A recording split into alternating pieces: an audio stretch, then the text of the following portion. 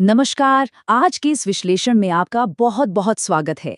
आज हम पौराणिक कथाओं के एक ऐसे पन्ने को पलटने जा रहे हैं जिसे हमेशा से एक बहुत ही साधारण सी कहानी मान लिया गया। पर जरा सोचिए, क्या हो अगर इस प्राचीन महाकाव्य को हम मॉडर्न साइंस, न्यूरोलॉजी और साइबर स्पेस के नजरिए से डिकोड करें। आज हम बिल्कुल यही करने वाले हैं। हम रामायण के उस किस्से को समझेंगे जिसे अगर मैं हिस्ट्री का सबसे पहला न्यूरो हैक या एक डिवाइन साइबर वॉरफेयर कहूं तो बिल्कुल गलत नहीं होगा। तो तैयार हो जाइए, क्योंकि कुंभकर्णा को देखने का आपका नजरिया आज हमेशा के लिए बदलने वाला है। चलिए सीधे इस मुद्दे पर आते हैं और शुरुआत करते हैं इस बहुत ही बेसिक सवाल से। कुंभकर्ण का नाम सुनते ही दिमाग में क्या आता है? एक विशालकाय राक्षस जो बस खाता था और सोता था, राइट? सदियों से हमारे दिमाग में यही इमेज बनाई गई है, एक आलसी दानव। पर सच कहूं तो ये सच्चाई का एक बहुत ही छोटा और शायद थोड़ा भ्रामक हिस्सा है। असल में उसकी वो लंबी नींद किसी आलस का नतीजा नहीं थी, बल्कि इस पूरे यूनिवर्स को बचाने के लिए रची गई एक बेहद कॉम्प्लेक्स हैकिंग प्रोसेस का हिस्सा थी। इस लाइन पर जरा ध्यान दीजिए। उस दिन इतिहास शास्त्रों से नहीं, एक मौन कोड से लिखा जाने वाला था। एक बार उस सीन को इमेजिन करके देखिए। धरती घोर तपस्या की आंच से तप रही है, सृजन के देवता ब्रह्मा जी सामने खड़े हैं और कुंभकर्ण अपना वरदान मांगने वाला है। पूरे यूनिवर्स में एक हाहाकार मचा हुआ है, क्योंकि अगर इस पावरफुल योद्धा ने अपनी मर्जी का वरदान मांग लिया तो इस सृष्टि का बैलेंस हमेशा के लिए खत्म हो जाएगा। उसे रोकने के लिए कोई अस्त्र शस्त्र काम नहीं आ सकता था, इसलिए एक साइलेंट कोड का अस्त्र चलाया गया। तो आइए समझते हैं इस पहले माइंड हैक को जिसने पूरे ब्रह्मांड को बचा लिया। हुआ ये था कि रावण, विभीषण और कुंभकर्ण तीनों ने ब्रह्मा जी को खुश करने के लिए घोर तपस्या की थी। जब ब्रह्मा जी वरदान देने पहुंचे तो देवताओं के राजा इंद्र का सिंहासन डोलने लगा, क्योंकि कुंभकर्ण मांगना चाहता था इंद्रासन।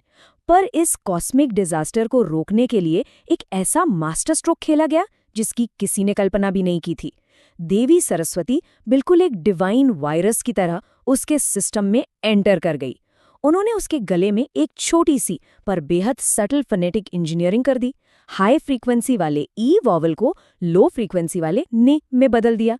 सोच में इंद्रासन था, पर होठों से निकला निद्रासन। एक सिंगल लेटर के हेरफेर ने पूरे यूनिवर्स की किस्मत बदल दी। इसे ही हम आज की भाषा में डिवाइन साइबर वॉरफेयर कह सकते हैं। देवी सरस्वती ने कुंभकर्ण के ब्रेन के उस हिस्से को हैक कर लिया जो लैंग्वेज बनाता है, जिसे मॉडर्न साइंस में ब्रोकाज एरिया कहते हैं। उसका विचार एक इलेक्ट्रिकल सिग्नल बनकर न्यूरॉन से होते हुए वोकल कॉर्ड्स तक पहुंचने ही वाला था कि रास्ते में ही उसे इंटरसेप्ट करके रीराइट कर दिया गया।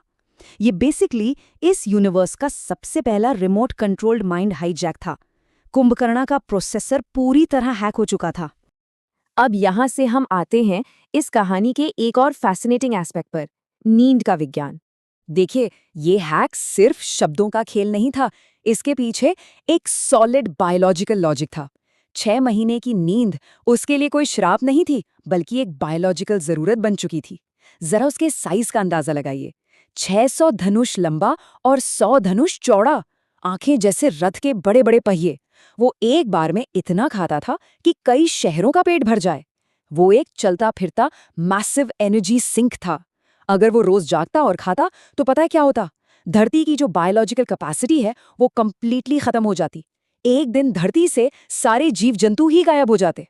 इस डिजास्टर को अवॉइड करने के लिए ब्रह्मा जी और सरस्वती जी ने मिलकर उसे सस्पेंडेड एनिमेशन में डाल दिया। इसे आज हम क्रायोजेनिक प्रिजर्वेशन या सेल्यूलर हाइबरनेशन कहते हैं। उसकी पिनियल ग्लैंड, जो हमारी नींद को कंट्रोल करती है, उसको डायरेक्टली ओवरराइड कर दिया गया। उसकी करोड़ों सेल्स एकदम मिनिमम एनर्जी मोड पर जिंदा रहीं। सोचा जाए तो ये कॉस्मिक लेवल पर एनर्जी का एक ब्रिलियंट रिसोर्स मैनेजमेंट था। धरती सेफ रहे इसलिए उसके बॉडी सिस्टम को स्लीप मोड पर सेट करके एक सिस्टम रीबूट मैकेनिज्म तैयार किया गया। पर सच में सबसे चौंका देने वाली बात तो अब आती है, कुंभकर्ण का वो रूप जो हमें शायद ही कभी बताया गया। इतिहास के पन्नों में जो एक सबसे बड़ा फैक्ट दबकर रह गया वो ये है कि जब कुंभकर्ण जागता था तो वो कोई आम योद्धा नहीं था। वो ऋषि विश्रवा और राक्षसी कैकेसी का बेटा था। पुराणों के अनुसार अपने पिछले जन्म में वो एक बेहद शक्तिशाली असुर था, हिरण्यक्ष।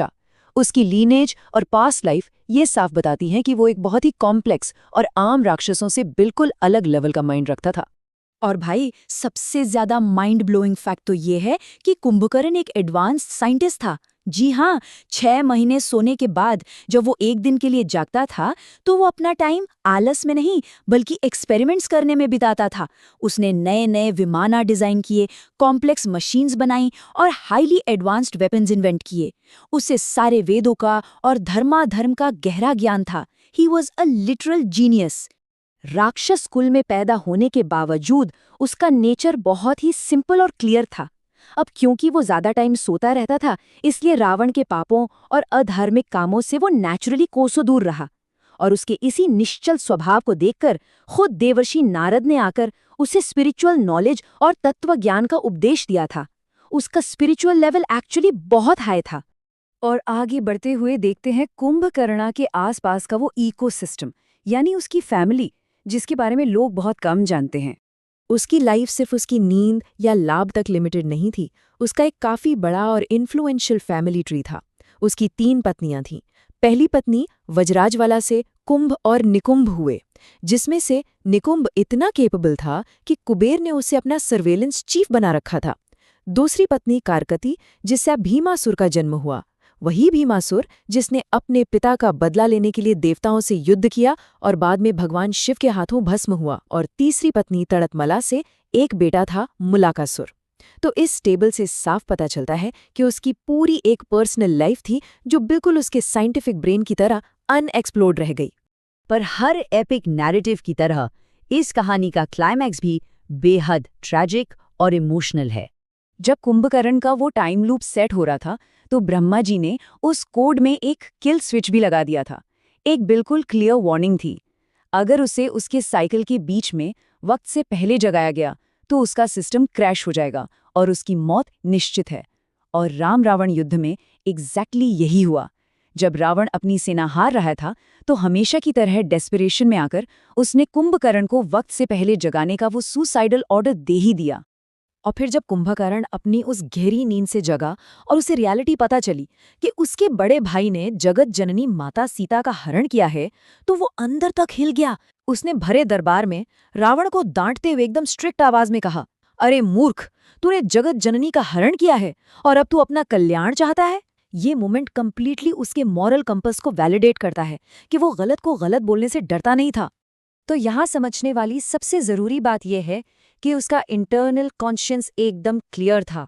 उसने पहले रावण को समझाया, माफी मांगने और माता सीता को लौटाने को कहा, पर जब बात नहीं बनी तो उसने एज अ ब्रदर अपना ड्यूटी निभाया। वो बहुत अच्छे से जानता था कि श्रीराम खुद भगवान विष्णु के अवतार हैं और उन्हें हराना इम्पॉसिबल है।